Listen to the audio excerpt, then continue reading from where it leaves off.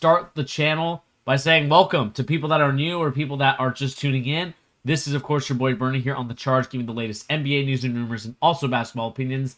Today, we're going to talk a little bit about kind of what I saw from Chet Holmgren, what I've liked, what I think he can still improve on. But like I said, I've been thoroughly impressed with Chet. Again, I was one of these guys, and I know Pete is a huge, kind of shade and sharp guy, but I figured that in the right situation, Chet Holmgren can shine. And if he said that he was a better Rudy Gobert, obviously a better Rudy Gobert means that he's a very valuable player. You kind of saw what he can potentially do in the NBA. Again, we've seen a lot of summer league games, not only from Chet Holmgren, but we've seen it from many other players. Lonzo Ball had a great summer league the years past. And so you don't want to get too hyped up from this game. But what I will say, and the things that translated for me into this game that's going to translate to the NBA is clearly obvious and bright for everybody to see. So again, I want to tell you guys why Chet Holmgren's shining in last night's NBA, and I think he plays tonight again. Why shining in yesterday's NBA games, it really does help to have those guys that he's going to play with. And so I'm excited to watch that. And again, I know you guys are wondering what the heck is in my background. This is just a meme that came out, or just just kind of some 2K news that came out. Obviously, we know that this is Michael Jordan, and this is like a combination of Michael Jordan and Chris Paul. Definitely looks like this guy. Let me take away my camera so you guys can see. Definitely looks like this guy, if we think about it. But without further ado, let's get started into looking at Chet Holmgren and what happened in yesterday's game. So, without further ado, again, this is, of course, like I said, your boy Bernie here, bringing you the latest NBA news and rumors and also basketball opinions. And again, I'm going to close the poll right now. Closing the poll, just so I can see everybody's chat in my Streamlabs, so I'm not behind on anything. So, Chet Holmgren yesterday played a game against the Utah Jazz.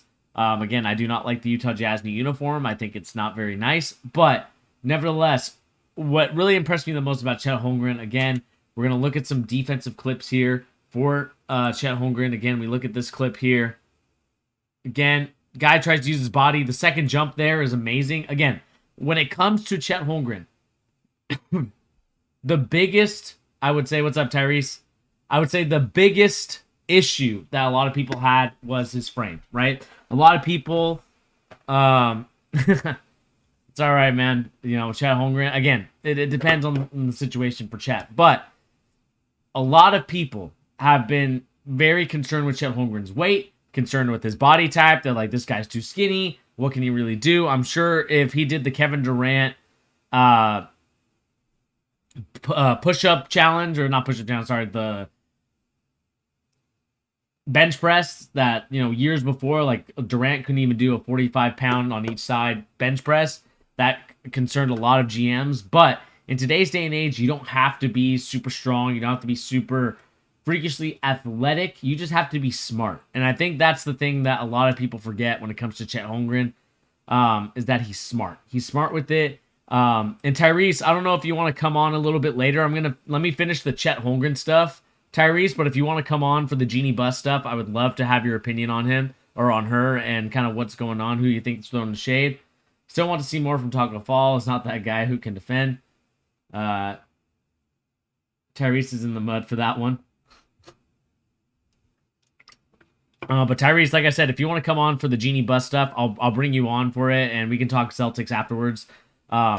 So let me know.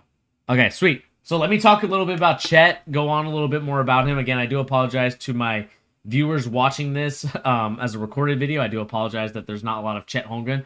But, so, here's the thing that a lot of people had concerns with, and I'll kind of reiterate my points. They were concerned with his weight. They were concerned with his size in terms of, can he really move the way that they need him to? Again, when it comes to very tall, lanky centers, some of the times and most of the time when it comes to them, especially in, I would say, the American system, I would say in Europe it's a little bit easier. I mean, we see guys like Victor Wembanyama, who I will make a video on some point this coming month. I'll make a trailer video for it and kind of release a video because I think he's going to be a special player in this league. But you see guys like Victor Wembanyama, and kind of taller guys like that, like even Porzingis, even though he hasn't really panned out the way that he could still move, right? He wasn't awkward, he wasn't stiff. Whereas people thought, Chet Holmgren, can he really be that guy? Like Walker Kessler is a perfect example. Walker Kessler is a very stiff player, and even Taco Fall to an extent is a stiff player.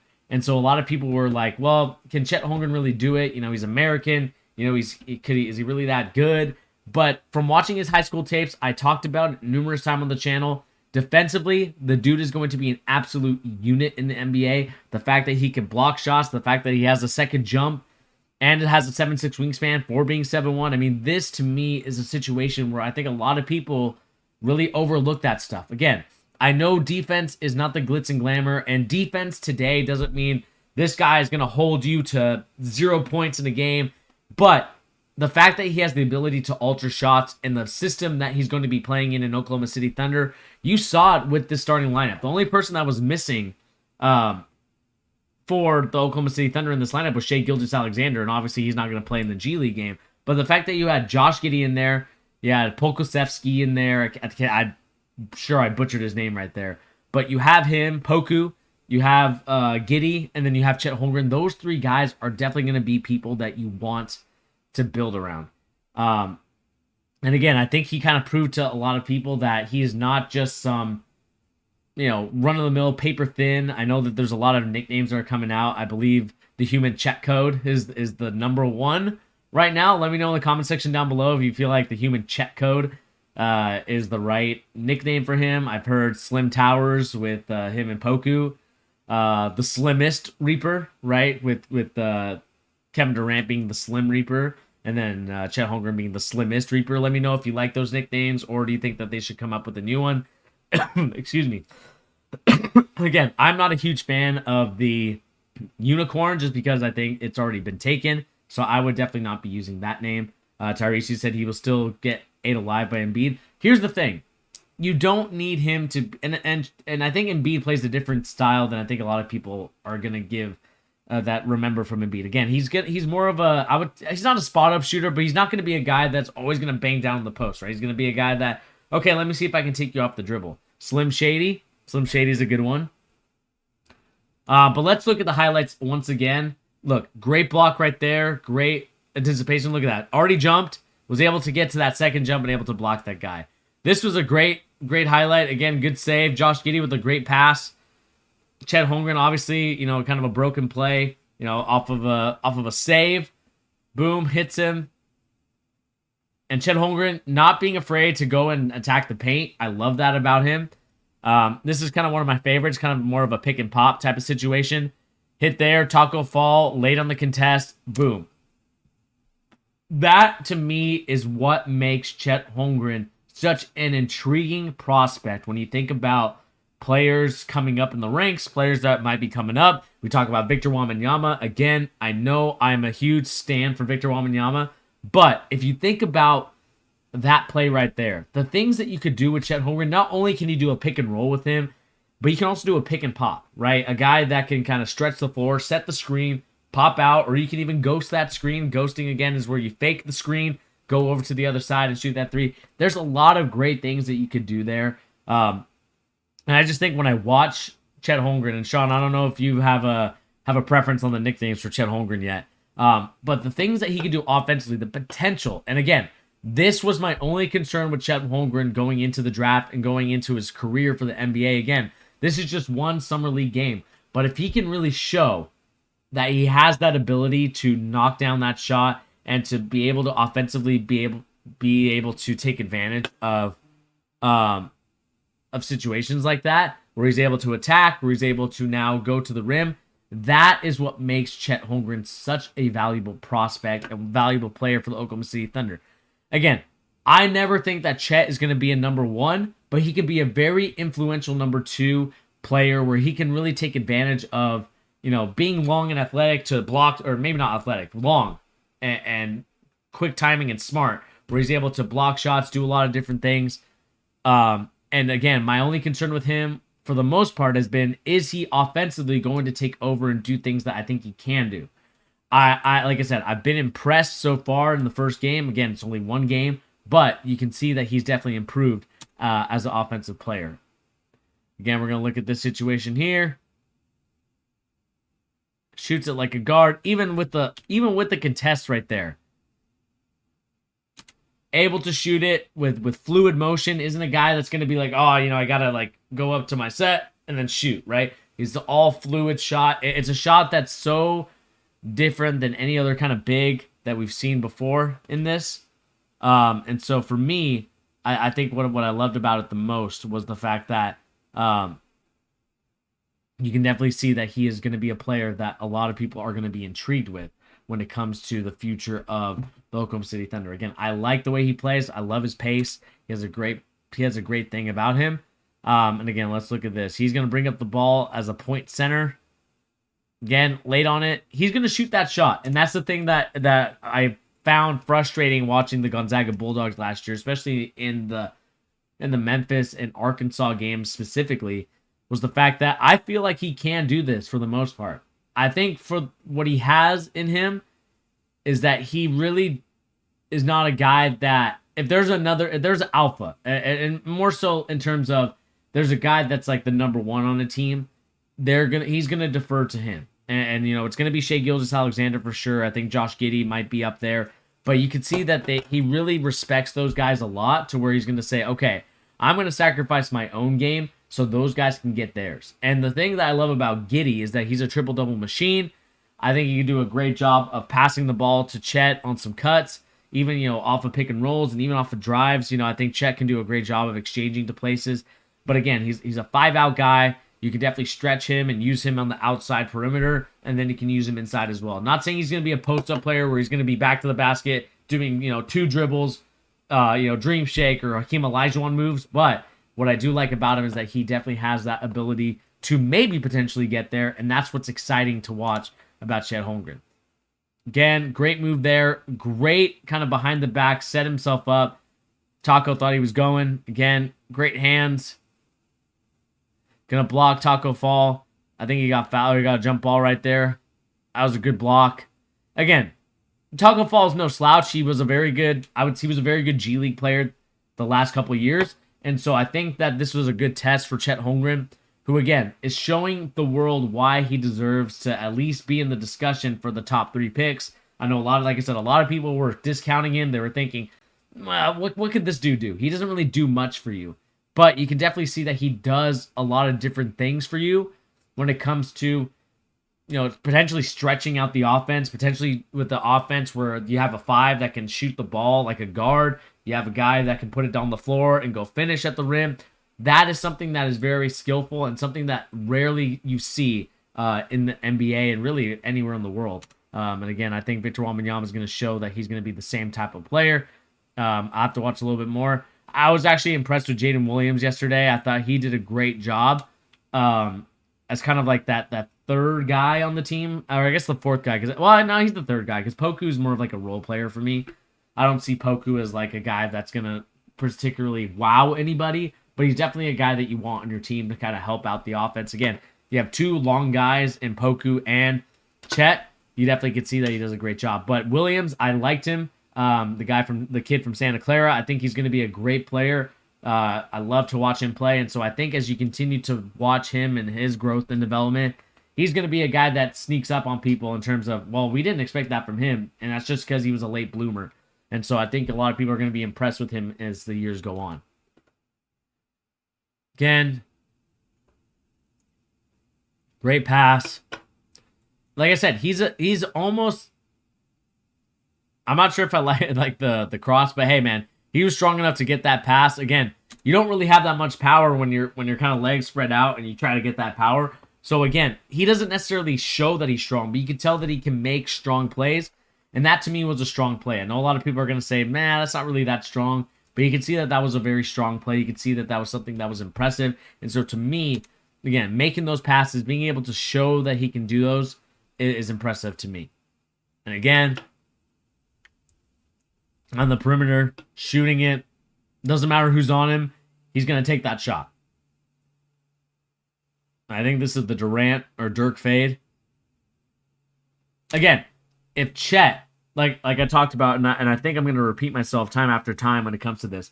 If Chet can do this each and every time on offense, again, I want to see him go against the better defending centers. Like I'd love to see him against Robert Williams. I'd love to see him against even Draymond Green for that matter. I think Draymond Green and that would be a very interesting scenario. But again, the fact that he's able to create that offense, be able to do that offense is impressive to me, and it shows that, like I said, if he can continue that momentum offensively of carrying himself in that manner, I think that the Oklahoma City Thunder have a great core nucleus of Giddey, of Williams as another great player that they added. Obviously, yeah, Poku is a great role player, but Shai Gilgeous-Alexander in that prime age, I think he's 23. These other guys are going to be young. I think Giddey's going to be 20, 21. I know Chet Holmgren is going to be 19, 20. So again, you have a great core nucleus, and I think that they should take advantage of that. And I hope that the Oklahoma City Thunder are paying attention to what they have here. Again, great move there, being able to kind of get into his guy, hit a step back, create that space with his body. Again, this to me was a very good situation right there. Great block to get himself going, get the transition, and that's how basketball is played. You make a big highlight play, two-hand it, get going, leads to a bucket on the other side for the other people. Again, I'm not sure if that's really a highlight, but like I said, I have been impressed so far with Chet. Great rebound, being able to be tall, be able to rebound. I think that he's going to be the real deal. I think that this kid is going to do a lot of great things in this league. And so I am excited to see Chet Holmgren in the league. And I think that we should be all excited about him. I know there's going to be a lot of people that are going to say this guy's a bust. This guy isn't really what he says he is. You know, he may be a trash talker when it's the lower opponents, but when he gets to the higher opponents, he's not. He's playing scared or timid. I think Chet is the real deal. I think that he's going to be a great player. Whether you think that he's going to be a superstar and you draft a superstar at number 2, that's going to be up for debate. But what's not up for debate for me is the fact that Chet Holmgren showed you and showed everybody at this point in his career that he's ready to be a player at Oklahoma City Thunder and really help out the offense and really help out a lot of players in this offense. Make it easier for Giddey, make it easier for Shai Gilgeous to be in the right spot at the right time, to stretch the floor, to do a lot of different things. So I am excited. And again, he is not the body type that people want, but at the same time, he is a player that a lot of people need to understand can really do a good job of not only being an elite defender, which, like I said, that's been his skill set since he was in high school, but offensively, if he can develop and show you these type of moves and show you that he can do this consistently on a consistent basis, the Oklahoma City Thunder have a core nucleus for years to come and are going to be back where they were a couple years back when they had Kevin Durant and Russell Westbrook and James Harden. Not saying that those guys can be better than them, but the fact that you have a drafted class, and this is how the Oklahoma City Thunder have to do this. They're not a team and a destination where free agents are going to go fly to them, right?